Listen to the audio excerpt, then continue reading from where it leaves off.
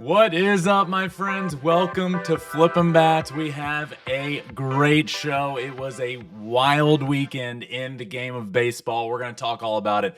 This Atlanta Braves situation fires me up. Jared Kelenic, ball off the wall, gets thrown out at second base. It leads to Acuña going to social media. Brian Snitker, the manager, saying he didn't see it, and it just led to absolute chaos, in my opinion, and it fires me up with the Atlanta Braves. We're going to talk all about that situation. The Baltimore Orioles, speaking of fires me up, the Baltimore Orioles fire me up. The window is open, but the pitching is closed. We're going to talk about the Orioles situation. We got top 5 pitchers now. We just did hitters. Now we have top 5 pitchers currently in the game of baseball to this point in the season. We do have a FanDuel Sportsbook best bet for tomorrow, which is Dinger Tuesday on FanDuel Sportsbook. So I'm going to have my picks as well as a 50% profit boost on that pick as well.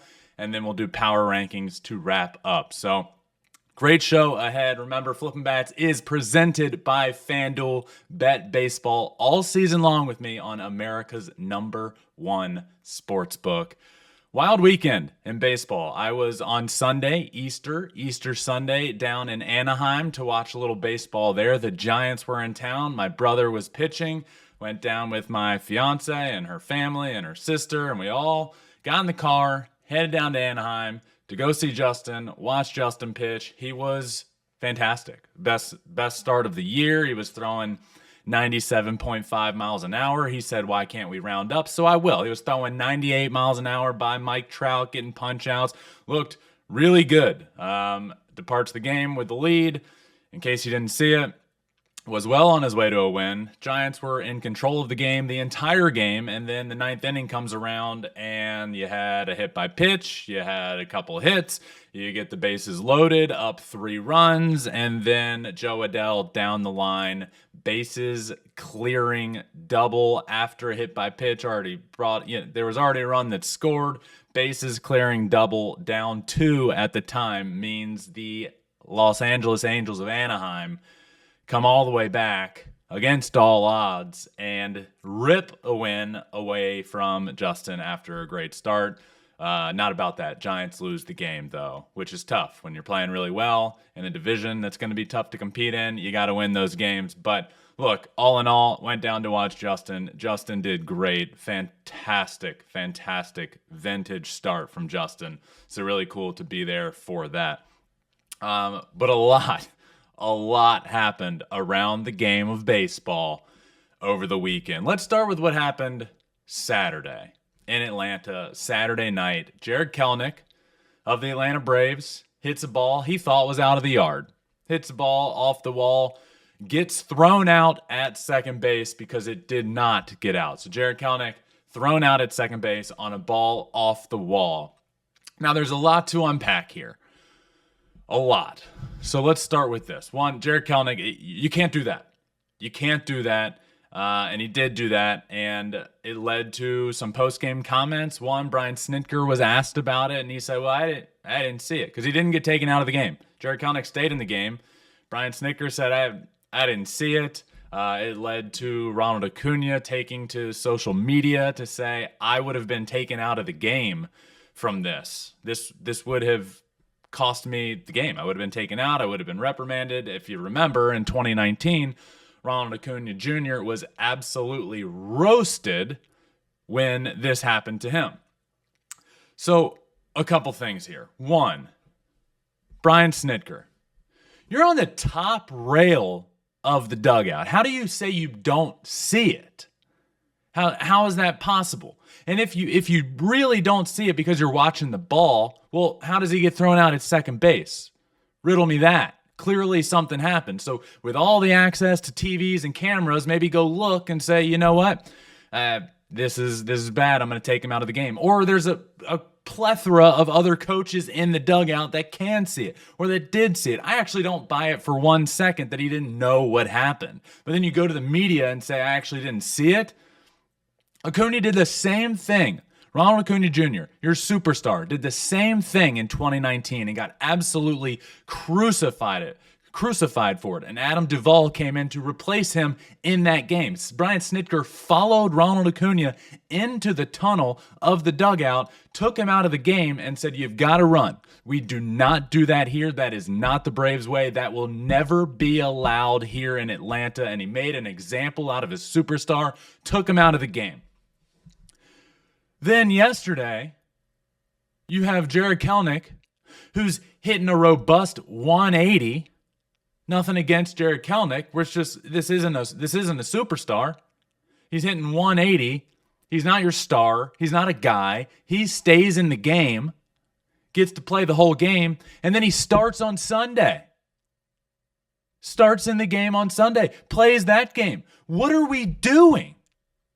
This is a team that has vastly underperformed this year. A team that I had win in the World Series. A team that is talented everywhere you look. They have vastly underperformed. And you finally have an opportunity, in my opinion, if you're the manager, to have a situation arise where you can kick your team in the butt and say, what are we doing here? Make an example out of Jared Kelenic. Say, this is unacceptable. We don't play the game this way. This will never be allowed here. Bench him. Put him on the bench, take him out, bench him the next day, put in somebody else that will run the bases hard or that won't pimp a home run unless it's 50 rows deep. It doesn't matter how deep it is. You just can't. It has to get out. It didn't get out, and then he got thrown out at second base. Use an example out of this. Instead, he goes to the media and says, I didn't see it. What do you mean you didn't see it? You're the manager of the team. You're sitting on the top deck. You're sitting on the rail. You have coaches everywhere. What do you mean you didn't see it? And then to top all of this off, you have your franchise star in Ronald Acuña chiming in on social media saying, I would have been benched immediately for this. And he's right. So there's a couple things here. One, if you're Brian Snitker, how do you not see it? It's ridiculous. And two, you have your superstar chiming in on social media, which probably isn't the best play in the world. I wouldn't want that happening, but he's right. But that also, in my opinion, look, you have your superstar chiming in on social media saying another player on your team should have gotten benched that night or the night before for something he did. Yes, he's right, but shot in the dark, this locker room ain't great. You got a clear divide in the locker room. Look, if I was Jared Kelenic, I wouldn't want Ronald Acuña Jr. out there on social media saying, hey, I would have been benched for this. If I'm Jared Kelenic, what I do is I get in the locker room and I say, I am sorry. I am sorry to everyone on this team. I'm better than this. I'm not playing the game hard enough. I need to do better. That is unacceptable. Brian Snitker needs to come out and say, I am sorry that I didn't take Jared Kelenic out of the game. I should have done it in that moment. He will not be playing tomorrow. This is not the Braves way. The way we're playing hasn't been the Braves way. What Jared Kelenic did hasn't been the Braves way. All of that should have been said in the moment. And it probably makes your star player not go to social media and say, I would have been taken out for this. So I just think there's a couple things here. One, the Braves are finally playing better baseball. And then this happens. But two, you have an opportunity with an underwhelming team at this point to kick them in the butt and say, let's get going here. This ain't allowed. This isn't accepted. I'm gonna play a little Johnny in Double-A over Jared Kelenic right now because this isn't allowed. We'll call somebody up. We'll send you down. It doesn't matter. But he didn't say that. And in fact, he did the opposite. He left him in the game and then he played him the next day. I promise you, he saw the replay overnight. If he didn't see it in the dugout, which I don't believe, if he didn't see it in the dugout, I promise you he was shown it after the game. He saw it overnight, and then he played the next day? That's insane to me. Where's the Braves' leader? Where is it? It's not Brian Snitker. It's not Freddie Freeman. He's gone. And I said this before, but where's the leader of this team? You know, I look around and there's so much talent, but who is the leader of this team? And you need a position player leader. I know when I think of the Atlanta Braves, I think of veterans that aren't afraid to speak up and have this leader presence about them. And I think, okay, Chris Sale, but he hadn't been there for very long. He's also a pitcher. You need a position player to step up. And a lot of the Braves' star position players are quieter guys. But it's like, where's the leadership on this team? And if it's not going to come from on the field, Brian Snitker has to be a leader, and he's not. He's not doing that. So I just don't get this. I don't. The thing that fires me up the most is that he played the next game. It's unbelievable to me. Jared Kelenic went out and said in front of the media, there's no excuse for it. But like, what's he supposed to say? Of course there isn't. And you just can't have a situation, if you're Brian Snitker, where you handled it with Acuña one way in 2019. You followed him up the tunnel. You took him out of the game. He was crucified publicly for it. And then in 2025, when your team's actually playing like crap, you have Jared Kelenic who's hitting 180 doing this, and you don't use it as an example. You don't use it as something to kick the team into high gear. You don't publicly say he needs to be better. You just say, I didn't see it. Yeah, there will, in my opinion, be more to come out about this. I imagine Snitker's going to talk, pregame Monday about it, because the situation ain't going away. I don't get how this has happened. Absolutely brutal. And Brian Snitker needs to be better. Brian Snitker needs to be a leader. And then to the point here, my main point, there's a couple things going on. One, where's the leadership? Why didn't Brian Snitker see this if you're the manager? Sure, you don't see every single thing. Sure, maybe you were watching the ball and not Kelenic. But if I'm sitting on the top rope of the dugout and I see him get thrown out at second base when he's fast on a ball off the wall, I'm immediately going to another coach saying, what happened? Why did he get thrown out there? And if they didn't see it for some reason, I'm going to the million video replays we have access to and saying, what happened here? Let me see the Kelenic at bat. Let me watch him run out of the box and see him go into his home run trot, get thrown out at second base. I'm immediately walking up to him and saying, you're done and you're not playing tomorrow. But that hasn't happened. It didn't happen. The opposite happened. And then it made your superstar, Ronald Acuña Jr., go onto social media where he was right in saying, I would have been ripped out of this game immediately. Ronald Acuña Jr. is right.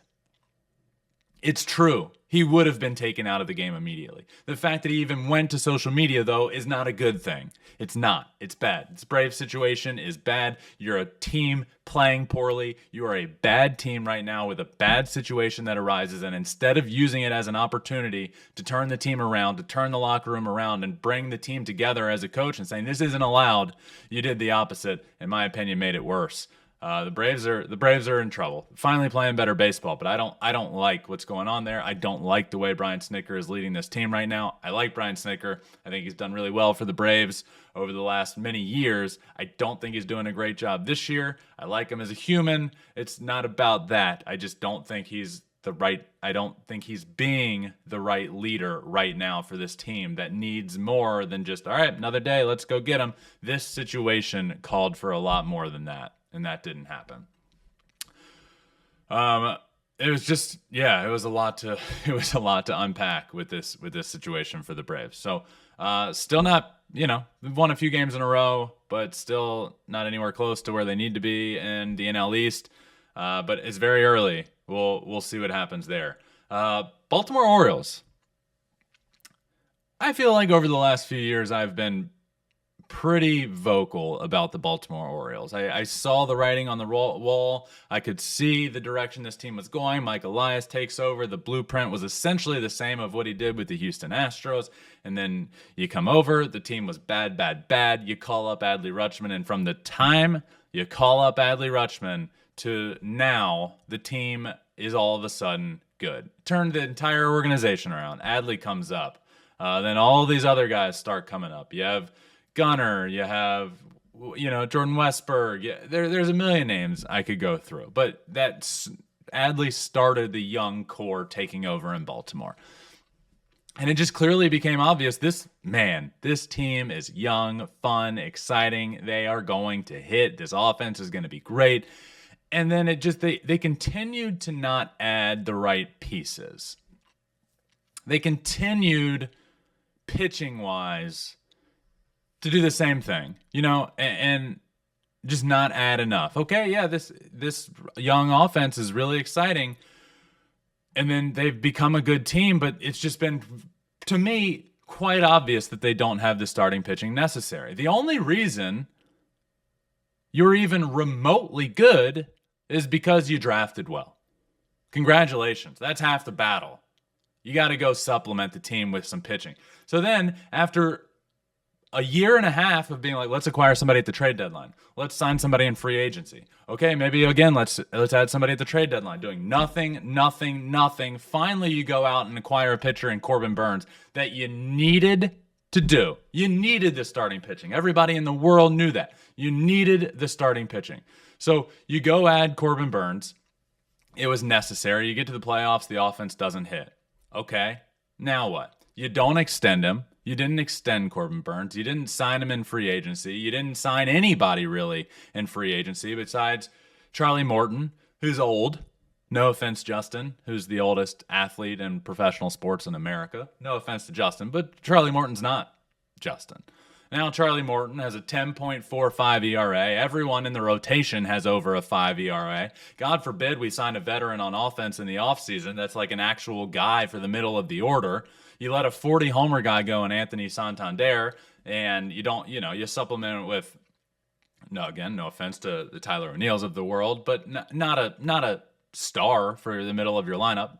So then you're just fully going forward with this young core that obviously you believe in. I believe in them too, but you don't add the pitching that needs to get done. New ownership comes in and says, yay, I'm a Baltimore fan, always have been, and I have so much money. You haven't done anything. So now we're sitting here, this Orioles team that coming into the year we knew would have pitching issues, already would have pitching issues, even if they didn't deal with a single injury, is dealing with injuries. Grayson Rodriguez still on the IL, Zach Eflin on the IL, everyone over a 5 ERA. Charlie Morton over a 10 ERA. You overpaid for Rogers last year as a starting pitcher. He was terrible. You give up Norby, who's been killing it in the Marlins organization. Guess what? Rogers isn't even in the big leagues. It's just been a nightmare of a situation, and you're trying to cut corners to acquire pitching instead of actually going to do what you need to do to get it done.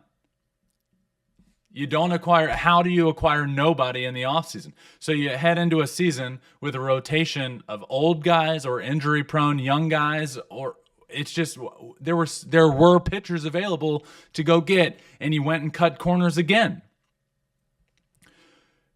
So I get frustrated with the Orioles for having this window open. How often over the course of organizations do we see such a young core that you're hitting on all of your draft picks, coming up, supplementing, becoming a really good team just because of them, and you're not paying a lot for them. They're controllable, they're young, they're cheap in the grand scheme of things for now. And then you're not adding. You're not getting pitching.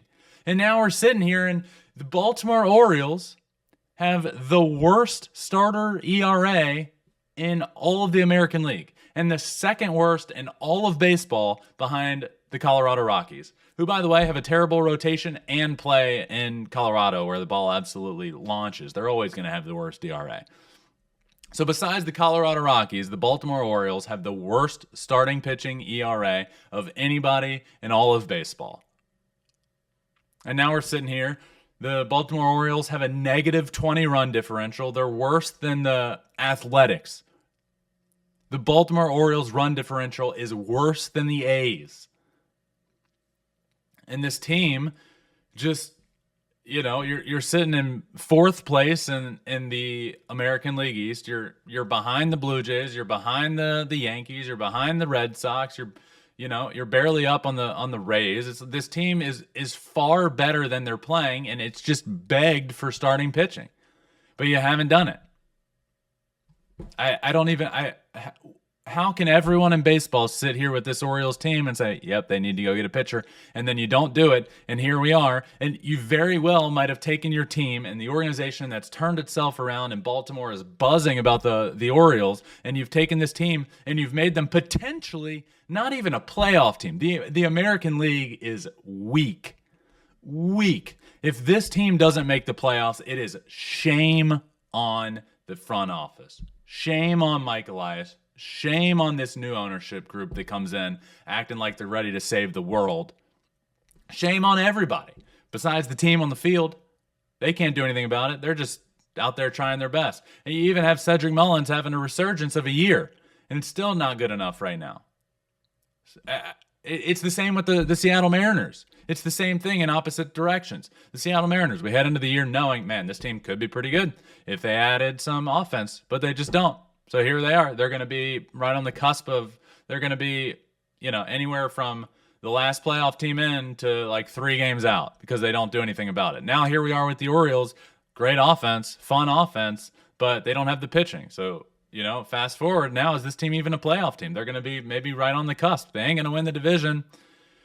With this pitching, you need help, but is all the help you need on the IL? No, but you have to plan for some starting pitching injuries throughout the year. It already wasn't good enough. Then you deal with the injuries, and now here's what we have. Everybody over a 5 ERA. Morton over a 10 ERA, and he's old. God forbid the offense struggles a little bit with these young guys. Not everybody. You can't count on everybody to hit 300 with 30 homers in the offense. And it's a young core. You're going to go through ups and downs. So it's frustrating to watch what the Orioles are doing right now, and you come into the year knowing, okay, the last couple of years the Orioles have been really good. They're the class of the American League East. Well, this front office group has played the Baltimore Orioles out of being the class of the American League East. They have allowed other teams to not only catch them, in my opinion. I think the Orioles were the cream of the crop with the sky as the limit. But not only has that not happened, you've allowed these other teams to pass you. The Orioles are no longer the cream of the crop in the AL East. They don't any longer have the brightest future because I don't believe in it to get done. Do I believe in them to extend all the guys that they need to? I don't. Do I believe in them to add starting pitching when they need to? Absolutely not. So here we are. The Orioles, I get we're, not even a month into the year, but here we are, and the Baltimore Orioles are really struggling. The Baltimore Orioles just lost to the Cincinnati Reds on Sunday, 24-2. They gave up 24 runs in a game to the Cincinnati Reds. It was brutal, and it's frustrating. I get frustrated as a baseball fan because I want to see the Orioles do well. I want to see this young core produce and have fun in the playoffs and be that fun team that they were. But you just haven't done enough. So shame on the front office for allowing it to get to this point. And at this point, I don't know what you do. You knew your issue coming into the year, and you said, no, we're going to be fine. Now, you have to wait until the trade deadline to do anything. Do I believe in them to do anything then? No. But if you do, then you're in an American League East that's already good. You're probably going to be too far out of it to win the division. You can make the playoffs in a very weak American League, but it's just why let yourself get to this point? So really, really frustrating with the Baltimore Orioles, who lost 24-2 on Sunday, now have a negative 20 run differential. That game on Sunday didn't do them any run differential favors. Negative 22 run differential there after that, just from that game on Sunday. So I don't even know what to say about them anymore. I've gone on many radio shows in Baltimore, barked up a tree of, what are we doing? Let's add something. It's always, let's add pitching. Let's add pitching. Well, now it's like you lose Anthony Santander, 800-plus OPS guy last year, 40-plus homer guy last year. You lose him. You don't add enough in the offense to supplement that. You lose Corbin Burns. You don't add anything to supplement that. And here we are. You head into a year with a really young, exciting core, and you know that you're worse than you were the previous year. How does that happen? How do you allow your really young team, your really good young core, to head into a new season worse off than you were the season before? Missing a 40-plus homer guy in the outfield and missing a Cy Young Award winner in the rotation. You just don't add, you don't fix any of those issues. So frustrating with the Orioles. Extremely frustrating. Next, we're going to talk top 5 pitchers, because last week we did top 5 hitters in the game currently. Not, give me Aaron Judge at 1, even though Aaron Judge was 1. But Aaron Judge, Shohei Ohtani, the top 5 hitters. No, who has been the best to start the year? We did top 5 hitters. If you missed it, go back and listen to that episode. But now we're going to do top 5 pitchers currently in the game of baseball. We're going to start at number 5 with a guy that is back. He is healthy. He is dominating on the mound right now. Kodai Senga of the New York Mets, sitting here with a 0.79 ERA. He's a number 5 on the list with a 0.79 ERA, a whip under 1, meaning less than one guy is getting on base per inning, 0.97 whip, and he has the lowest ERA in all of the National Leagues. Kodai Senga is back. He's dominating. The ghost fork is in full effect. He's looking fantastic out there. The Mets rotation, by the way, this offense was supposed to be one of the best in baseball. The pitching for the Mets has been the best in baseball, basically. They've been fantastic, and Kodai Senga is the leader of the bunch in that. So just really good to see. Comes over from NPB in Japan, has some success, a little up and down, but had some success when he comes over, but mostly looked good, and then deals with that injury, misses last year, tries to, comes back, but too little too late. And then this year comes into the season healthy, and here he is 5 starts in with an ERA under 0.8 and a whip under 1 and the lowest ERA in the National League. So he comes in at number 5. And number 4, new addition of the New York Yankees, Max Fried, with a 1.42 ERA, a 1.01 whip, 30 strikeouts and 31 innings. Max Fried has looked great so far. Needed it. The Yankees are without Garrett Cole. They need an ace. Max Fried is an ace. Max Fried has been an ace of the game of baseball for the last few years when healthy. So far, he's been healthy. He's looked great. Carried a no-hitter into the 8th inning the other day over the weekend against the Rays, and it ends on a iffy call, an iffy scores decision that did get changed. They called it an error, and then they changed it to a hit. This happened in the 8th. Chandler Simpson running down the line, probably fastest guy in baseball, just gets called up, running down the line. Scorer changed the decision because he said the runner was going to win the race to the bag. Look, the play, essentially, if you didn't see it, Paul Goldschmidt scooting over as a first baseman, ball to his right, scoots over, boots a ball that he should have fielded cleanly. It was not a tricky hop, but it wasn't like a diving play. Should have made it, should have been able to throw it to the pitcher. The scorekeeper says Simpson would have won the race to the bag, so I am going to call it a hit. A lot of thoughts go into that, the change of the call, but I ultimately think it was the right call. I do think Simpson was going to win the race to the bag. Pretty assuredly, I would say he was going to win the race. But if you're on the other side of things, I get it. And I think if this play happened at Yankee Stadium, I do think the call is a little bit differently. Because, look, Paul Goldschmidt should have made that play. It should have been a clean feed to the pitcher. So we weren't even able to see who was going to win the race to the bag because a play wasn't made that should have been. So can you call that an error? Absolutely you can. I do think, in my judgment, as well as the official scorekeeper's judgment, Simpson was going to win the race. But it's just, I could see the Yankees scorekeeper saying, look, the play wasn't made to even allow us to see who was going to win the race. The play should have been made. The feed should have been cleanly made to the pitcher, and then we can see who wins the race. That original play didn't happen. I have to give it an error. Didn't happen. They gave it a hit. No hitter didn't happen, but Max Fried once again looked absolutely fantastic on the mound. Now has a 1.42 ERA and a whip of 1.01. Moving on to number 3, Tyler Mahle, a 0.68 ERA. Lowest ERA in all of baseball. Has a .083 whip in 5 starts this year. Lowest ERA in all of baseball, a whip well under 1. This is why he's on this list. Tyler Mahle, surprise pick. I don't know if he's going to be here at the end of the year, but that's why I'm doing this right now, just to let you all know who's pitching really well. And right now, Tyler Mahle has the lowest ERA in all of baseball. Now, I don't have him in the top 2 because, in my opinion, it's not the dominance of these other 2 guys I have, but you're not getting guys on base. You're not giving up runs. It speaks for itself. Tyler Mahle at number 3.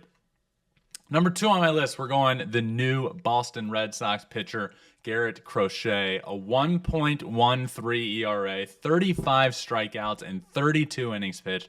He's 5 starts into this season, has a whip of 0.91, and a 168 batting average against. Garrett Crochet is keeping runs from scoring. He's doing it in a dominant fashion with more strikeouts than innings pitched, 35 Ks in 32 innings. Nobody's getting knocks off of him. Really good to see. We give players a hard time when they sign for a lot of money and underperform, even though it's quite easy to put a lot of pressure on yourself at the beginning and get out of the gates slow. Well, Garrett Crochet signs that big extension with a new team in Boston, comes out as a starter in his second full year as a starter, and does what everyone was hoping he would do.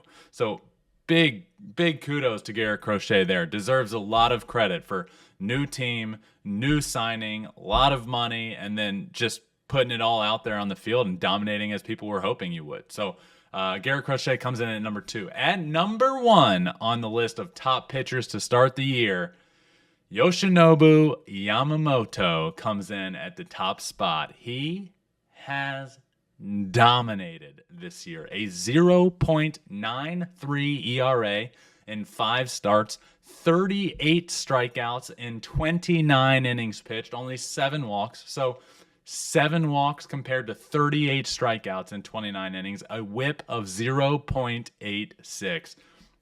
Yoshinobu Yamamoto has been fantastic. It has been awesome watching how good he has been this year. I was back and forth with him and Paul Skeens as my pick to win NL Cy Young Award this year. I did end up going with Skeens. This through 5 starts, it's not to say that Yamamoto will win NL Cy Young, but he is well on his way to winning the award with numbers like this. A .93 ERA, 38 punch-outs in just 29 innings. Yamamoto has been everything that people thought he could be coming over to Major League Baseball and more. Comes over from MPB. Again, I can't stress this enough because we've had some pitchers come over and show some signs of success at this point with Kodai Senga and Yamamoto, and we've just seen and Imanaga, but it is important to say that there is a massive learning curve coming over from MPB to Major League Baseball. It's a different baseball. The mound is different. Hitters' approaches are different. It's just the language is different. The culture is so different. There's just a lot to deal with. So to come over and in year 1 do well, and in year 2 be the best pitcher in baseball a month in, Yoshinobu Yamamoto deserves so much credit. This guy is a superstar on the mound. It's so fun to watch him pitch. He's like a surgeon out there. It's incredible. Under a 1 ERA, Yoshinobu Yamamoto rounds out this list of top 5 pitchers so far in 2025. So that's Kodai Senga, Max Fried, Tyler Mahle, Garrett Crochet, and Yoshinobu Yamamoto rounding out this list of top 5 pitchers. All right, let's talk FanDuel Dinger Tuesday segment. As you all know, Flippin' Bats is presented by FanDuel Sportsbook, and today we're going to talk about tomorrow. Tomorrow on FanDuel Sportsbook, it is Dinger Tuesday. Pick a batter to hit a home run, and you are in for an absolute treat. Now, there's also a 50% profit boost token available for any player that you would like to hit a home run. So hop on to FanDuel Sportsbook. It's Dinger Tuesday. Pick a player to hit a home run. Use a 50% profit boost. Next thing you know, that player does hit a home run, and you're doing really well. I'm going to give you a couple picks. I have 2. One that I absolutely love, one that I absolutely like. But I was going to just go with one because I love it so much, but I'm going to give you 2.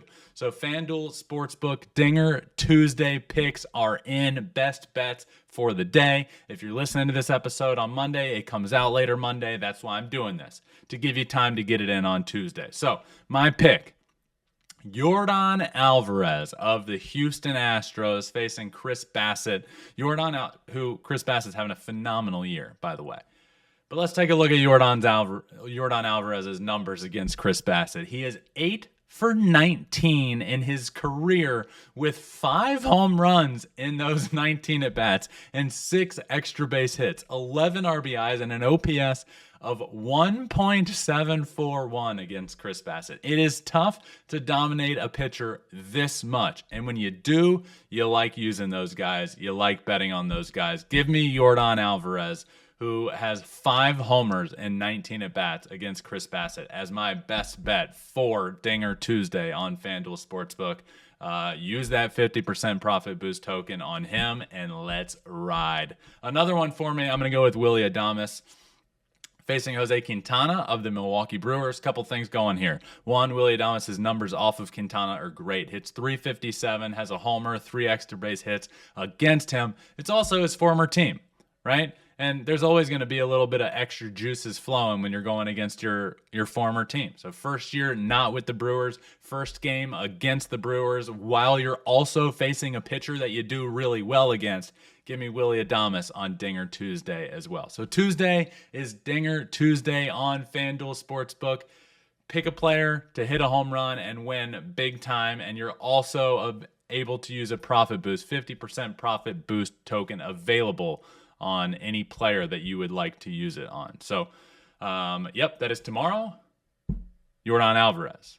Big time pick. Big time favorite pick tomorrow for Dinger Tuesday. Remember, you must be 21 or older and present in select states, or 18 and older and present in DC. Opt-in required. Bonus issued a non-withdrawal profit boost tokens. Restrictions do apply, including any token expiration and max wager amount. See terms at sportsbook.fanduel.com. Gambling problem? Call 1-800-GAMBLER or visit rg-help.com. Yordan rakes against Chris Bassett. Those numbers are absolutely insane. So look for him to do well and check it all out on FanDuel Sportsbook. Let's talk power rankings, my friends. It is the first episode of the week, which means we talk power rankings 10 through 1. I do it every week. It comes out on social media every week. People get pissed about it. Well, if you're pissed about it, come here and I'll explain it all to you. But we're going to start at number 10 with a team that is staying put at number 10 from last week, the Arizona Diamondbacks. They're 4th in the NL West, but this division is great. They're 7-3 in their last 10, 13-9 overall, so they've really picked it up over the last couple of weeks, really. Corbin Carroll's back to be an MVP CC. The Arizona Diamondbacks are playing really well, but they're in 4th place in their own division, which speaks volumes about the NL West. And spoiler, there's going to be a couple other teams here. At number 9, down 1 spot, they are leading the American League West, the Texas Rangers. They're 13-9. They're 5-5 in their last 10 games. Playing okay baseball. Down 1 spot to number 9. At number 8, I'm going to go with the Detroit Tigers, who are also down 1 spot. They are 13-9 as well. 6-4 in their last 10 games. Move them down just 1 spot because the team that's going ahead of them is moving up 2 spots. That's why the 2 teams behind move down 1 spot. Not necessarily because they're playing poorly, just because the other team is playing better. Tigers here at number 8 and currently playing as if they are perhaps the best team in the American League. But at number 7, I do have another American League team playing much better, up 2 spots, the New York Yankees. New York Yankees are 14-8. That is the best record in the American League. 14-8, 7-3 in their last 10. Max Fried is a certified ace. Thank God they signed him because they don't have Garrett Cole. They needed him. Yankees playing better. They are up to number 7. At number 6, down 1 spot on the new week. The Philadelphia Phillies. They are now in 2nd place in the NL East. They are 5-5 in their last 10 games, playing just okay baseball, not great. So I slid them down a spot to number 6. At number 5, also down 1 spot, the Chicago Cubs. 5-5 in their last 10. They are still leading the NL Central. By the way, the Cubs' schedule, they're here at 14-10. The Cubs' schedule has been wildly difficult to start the year. So they are playing good baseball and one of the top teams in baseball, sitting at 14-10, leading their division while playing the Dodgers a bunch. You've played the Padres a bunch already. You're about to play the Dodgers again. The Cubs' schedule to start the year has been insane, and they're still playing good baseball. I just slid them down 1. They are still in the top 5 at number 5. At number 4, I'm going to go to the San Francisco Giants, down 2 spots. Look, Giants had a really tough road trip. They're in a stretch of like 17 days in a row playing. Their road trip, 10 straight days on the road at the New York Yankees, at the Philadelphia Phillies, at the Los Angeles Angels of Anaheim, and they put together a 5-5 road trip. I would say you would sign up for that, entering a tough road trip against 2 really tough teams and another team playing good baseball. But the reason I did slide them down 1 is just down 2, just a brutal loss on Sunday, and a game you needed to win. You need to win that series against the Los Angeles Angels, and you blow it late. So it'd just be tough to keep them. Last week I had them at 2. It'd be tough to keep them at 2 after such a bad loss. good road trip, I would say. Had the potential to be great. You beat the Yankees. You split with the Phillies on the road, all on the road, and then you end up losing when you could have won. I think it changes everything. That Sunday game takes their road trip from great to, yeah, it was fine. We played well against some good teams, and we're coming home even 5-5 on the road trip. Fine, good, but not great. And that Sunday game just left a bad taste in my mouth. Maybe just because I was there, I watched it, and Justin had a win in the palm of his hands in the ninth inning. It all comes crumbling down. So I did slide the Giants down to number 4 on this week's power rankings. At number 3, I am going to go with the Los Angeles Dodgers, who are up 3 spots.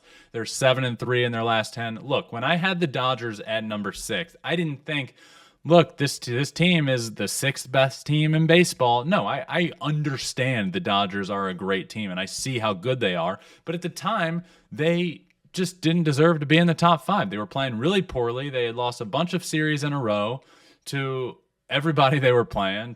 You lost a series to the Nationals on the road. You lost to the Phillies on the road. You just losing against everybody you played. So I had to slide them down, and I did have them further down than anybody else in their power rankings, and I think that was deserved. Now they're back to playing good baseball, so I slid them up, I think, where they should be again this week to number 3.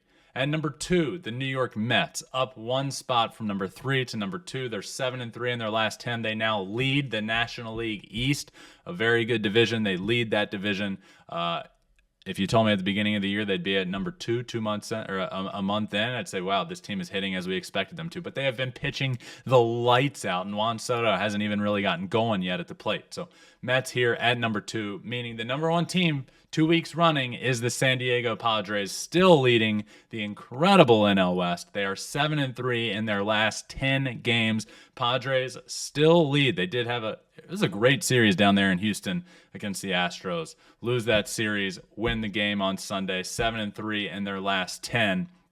That leaves 4 NL West teams in the top 10 power rankings. So number 10, D-backs, 9 Rangers, 8 Tigers, 7 Yankees, 6 Phillies, 5 Cubs, 4 Giants, 3 Dodgers, 2 Mets, and 1 the San Diego Padres. Fun show. A lot happening. The Braves situation is wild. The Orioles absolutely stink on the mound. It is brutal to watch. And then top 5 pitchers, power rankings. Remember, Yordan Alvarez tomorrow, Dinger Tuesday on FanDuel Sportsbook. Yordan Alvarez, it's tough to find anybody with better numbers off of a pitcher than Yordan and Chris Bassett. And I promise you, when you're playing baseball, it matters. I step into the box against a guy that I know I hit really well. 1, your confidence is through the roof. 2, it already means you see him really well. You continue to have success. It's not really a matter of, well, it's bound to change. No, when you see a guy well, you really see him well. And Yordan Alvarez with the Astros sees Chris Bassett really, really well. So really fun episode, fun Monday show. A lot coming at you here soon. Again, John Smoltz, the Hall of Famer, joins us every single week here on Flippin' Bats. He did last week as well on Thursday. So if you missed it, go back and listen to John Smoltz. We talked all about the conversation was fascinating. John and I talk a lot about arms and arm care and arm injuries in the game of baseball and how to go about it. But I asked him if he was pitching in this day and age, what do you do? How do you go about it? And his answer was fascinating, and he thought his career would be cut, by almost 50% with the way that he knows himself. He knows his arms. He already had a lot of surgeries. It was just a fascinating conversation. So go check out the Smoltz episode. Another one coming up here in a couple days, but a really fun show. Thank you all for listening. Make sure you subscribe wherever you listen to your podcast, Apple, Spotify, wherever. Hit that subscribe button. Rate it 5 stars. That does really help.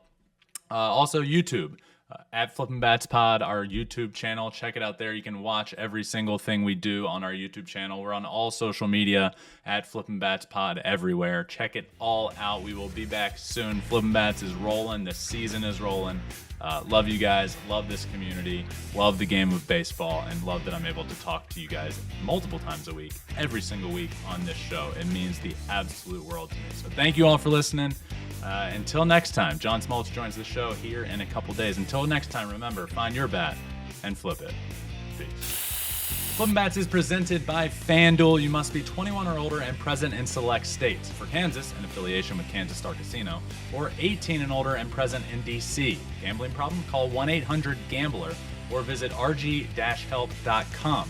Call 1-888-789-7777 or visit ccpg.org/chat in Connecticut, or visit mdgamblinghelp.org in Maryland. Hope is here. Visit gamblinghelplinema.org or call 800-327-5050 for 24/7 support in Massachusetts, or call 1-877-8-HOPE-NY. That's 1-877-8-HOPE-NY, or text HOPENY in New York.